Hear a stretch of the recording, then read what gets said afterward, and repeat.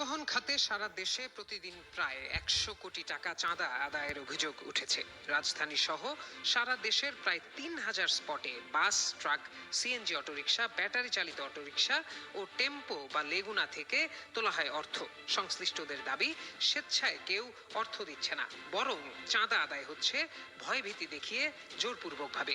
এক্ষেত্রে মালিক সমিতি, শ্রমিক সংগঠন, রাজনৈতিক নেতাকর্মী এবং আইন শৃঙ্খলা বাহিনীর কিছু সদস্যের সংশ্লিষ্টতার অভিযোগ রয়েছে।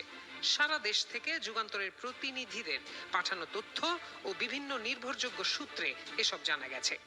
কোথাও টার্মিনাল ব্যবস্থাপনা, কোথাও শ্রমিক কল্যাণ, আবার কোথাও পার্কিং বা পৌরটোলের নামে টাকা নেওয়া হয়। অভিযোগ রয়েছে শ্রমিক ও মালিক সংগঠনের সদস্যদের কল্যাণের নামে টাকা আদায় স্রেফ চাঁদাবাজি।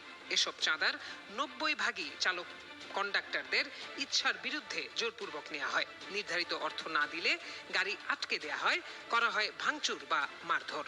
পরিবহন সংশ্লিষ্টরা বলছেন, এ ব্যয় শেষ পর্যন্ত ভাড়া ও পণ্যের মূল্যে যোগ হয়, যার ফলে মূলত সাধারণ মানুষরা ক্ষতিগ্রস্ত হয়।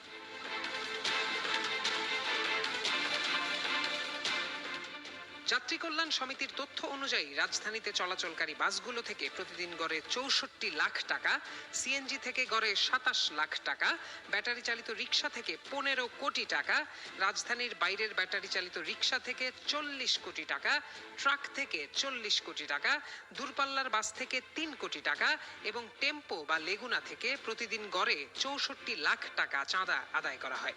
সব মিলিয়ে দৈনিক ভিত্তিতে যা প্রায় ১০০ কোটির কাছাকাছি।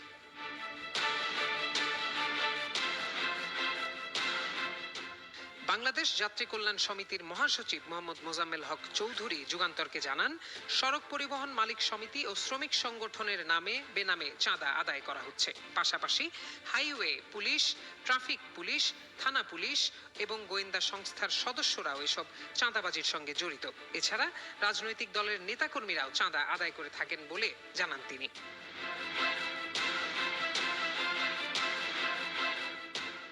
এ প্রসঙ্গে জানতে চাইলে সড়ক পরিবহন, সেতু, রেল ও নৌ পরিবহন মন্ত্রী শেখ রবিউল আলম শনিবার যুগান্তরকে জানান, চাঁদাবাজি নেই এ কথা তিনি বলেননি, বরং স্বেচ্ছায় দিলে চাঁদা এবং জোরপূর্বক হলে চাঁদাবাজি এ কথা উল্লেখ করেন তিনি।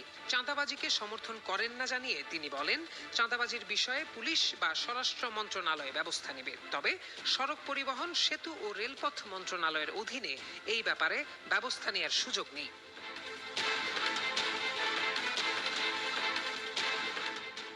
এই পরিস্থিতি কাটিয়ে উঠতে যাত্রী কল্যাণ সমিতি ডিজিটাল ভাড়া পরিশোধ ও ক্যামেরা ভিত্তিক মামলা ব্যবস্থা চালুর প্রস্তাব দিয়েছে।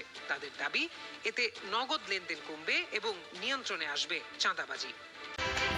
ইনসাফ নিউজ, সত্য প্রসারে সর্বদা প্রস্তুত।